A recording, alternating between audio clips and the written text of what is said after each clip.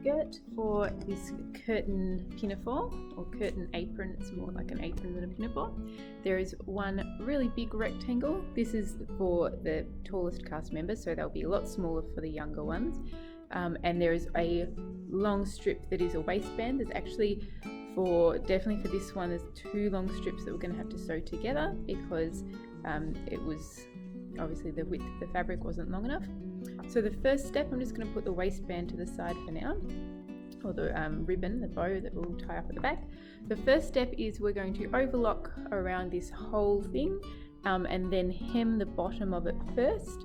Now I'm going to, on this one, because it's actually cut on the selvage, I'm going to not bother overlocking that, I'm just going to hem it.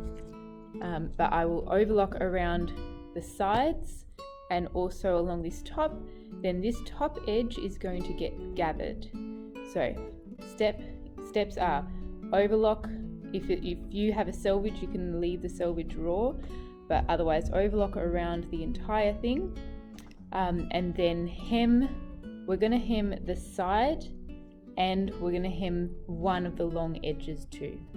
And then do a gather stitch along the non-hemmed end. So that's the 2, we did that for if you've made one of the base dresses, that's the 2 gather stitches running close by each other right up the top the whole way along. So that's on the biggest length that you have on your machine. So very slight change of plans to what I did here. It might not impact you because you might not have a piece of fabric that is cut with a selvage running the whole length down. You might have a piece of fabric that is raw edges all the way around and would need to be overlocked the entire way around. But I changed my mind and I decided to hem the overlocked side of the long side and do my gathering stitches, if you can see those, on the selvage side. That's because then I have less bulk in the area that I'm going to gather and it's still not going to fray and it's going to get tucked away under the waistband anyway. So we're going to do our gathering here. I'm trying to remember which side I had up on the machine. I believe I had the right side of the fabric facing me, I think. So I'm going to pull the threads from the wrong side of the fabric once I find both of them.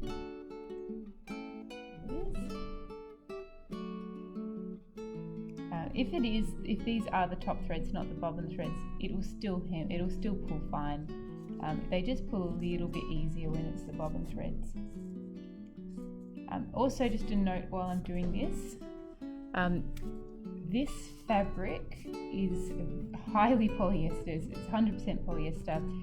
It actually has a lovely fall and flow to it, but it does snag a lot on the machine. So make sure you have a sharp needle in your machine. If it starts to snag, it means and what I mean by snag, it did it quite a lot to this bit of fabric. I'm just trying to find examples. So you can see sort of there, it's pulled a couple of threads out of the fabric.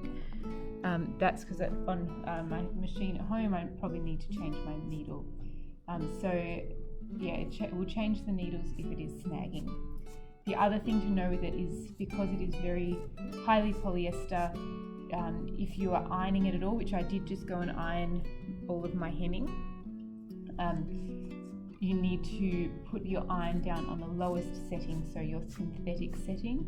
And if you're holding the iron there for too long, I would recommend putting a pressing cloth over it, which is just any piece of either cotton or linen fabric, so that can take a lot of heat, just to protect it there.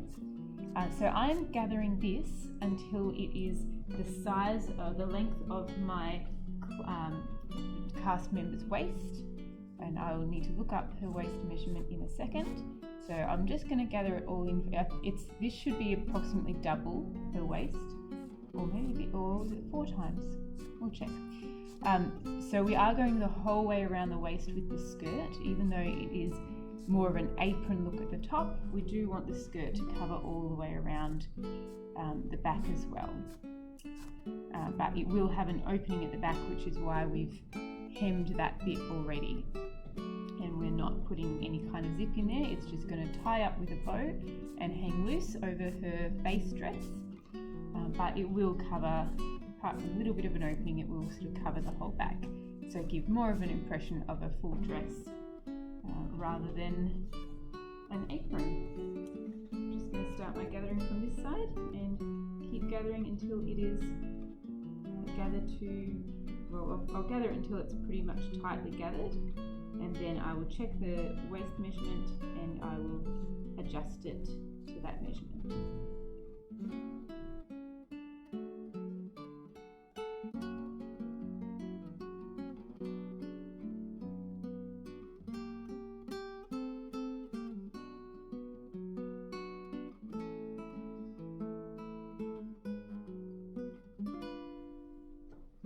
So I got the client's waist measurement, and I have made this actually about 2 centimeters shorter than her waist measurement, because we do tend to, when we tie a bow on ourselves, we do tend to pull it in a little bit, and I don't want the skirt to be overlapping at the back because it will make the bow not sit nicely and it won't tie up as nicely.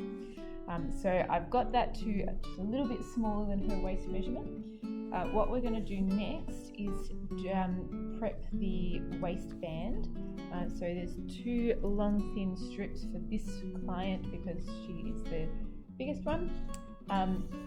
Hopefully with some of the smaller ones it will just be 1 strip and you won't need to join them together first. If you do need to join them together, let me just move the skirt out of the way so you can see what I'm doing. You just put right sides together of the short ends and sew a seam down there. Now this is on the selvage, so I'll be alright to not overlock that edge at all. I'm just going to do a straight stitch seam down there, and then I'm going to iron that open.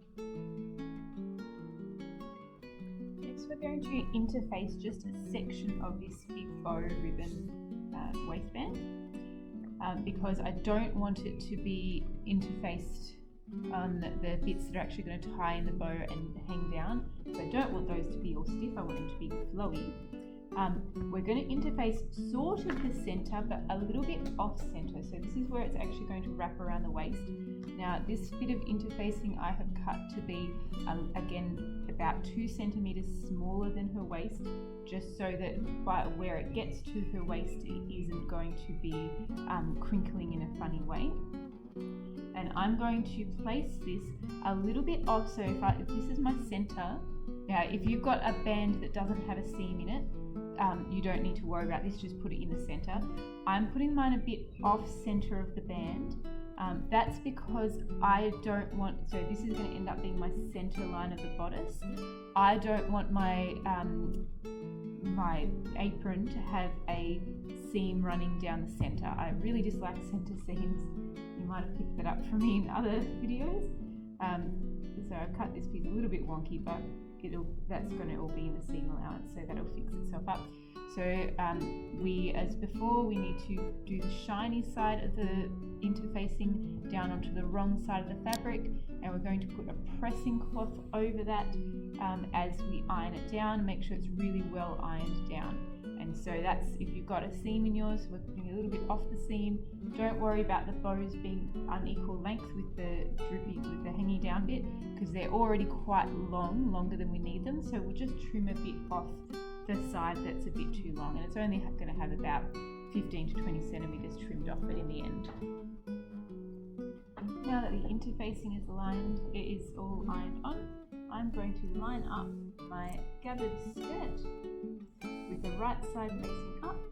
I'm going to place my band with the right side facing down so they face each other on top of that, and I can line up the interfaced bit with the skirt. And I'm going to pin this down in place. I don't have to take the pins.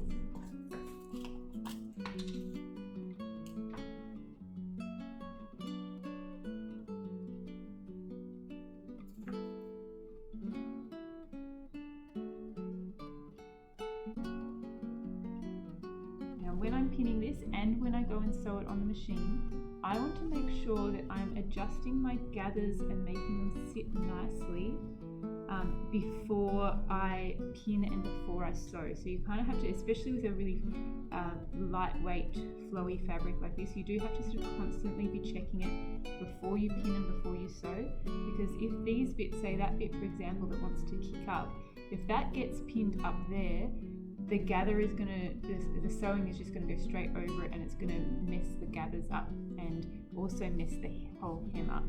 So keep stretching it out as you go and just checking that you are pinning and then sewing in the right spot.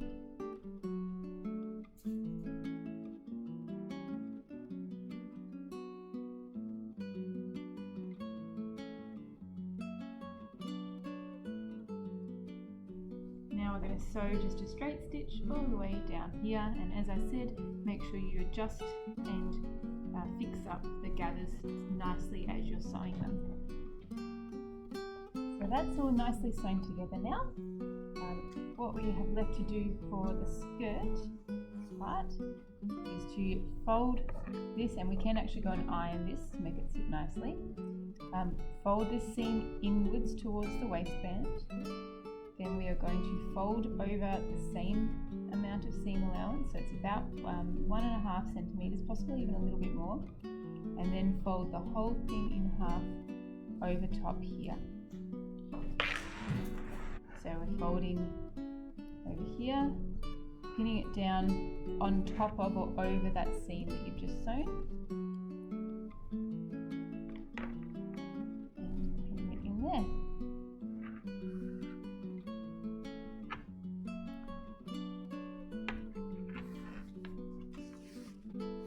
Now when you get to the area where it comes off the skirt, you're actually going to continue doing exactly the same thing, but this time you're going to need to make sure you fold the bottom layer of the skirt, the bottom layer of the band in, and folding this one over.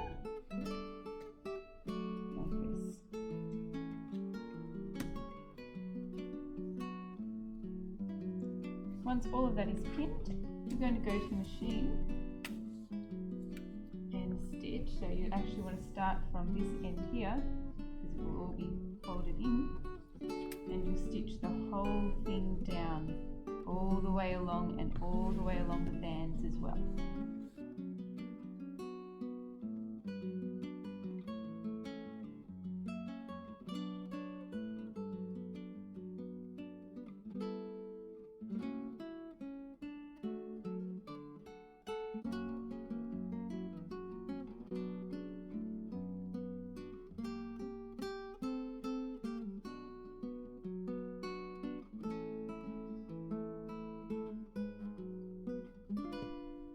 So I've also just folded in the end of the band too, and this whole thing is ready to get sewn now.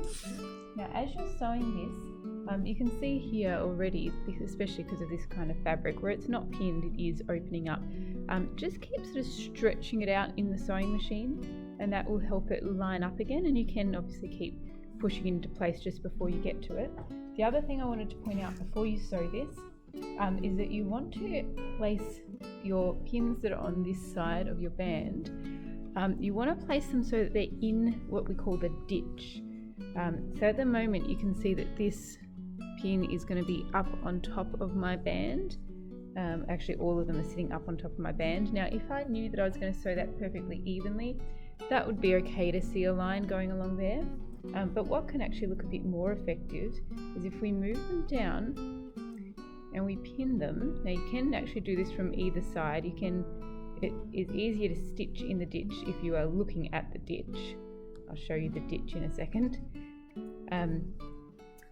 But one thing I find happens there, especially if you're a bit new to doing it, is that you don't catch the back side of the fabric, and that's the side that currently isn't actually sewn down.